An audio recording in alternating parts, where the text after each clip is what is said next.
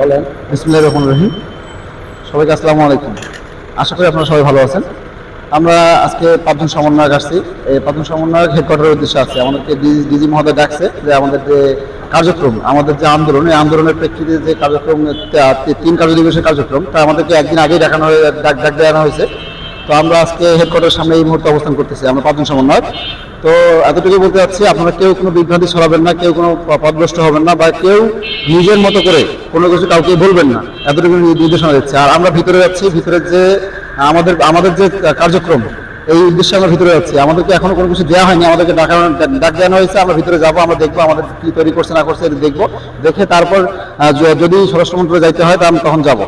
তো ততক্ষণ পর্যন্ত আমাদের কোনো ফিডব্যাক না পাওয়া পর্যন্ত, আমাদের কোনো বিবৃতি না পাওয়া পর্যন্ত আপনারা কেউ কোনো নিজের মতো করে কোনো বিবৃতি দিবেন না। এই পর্যন্ত আপনারা ভালো থাকবেন, আমরা আপনাদের জানাবো। ওকে ওকে।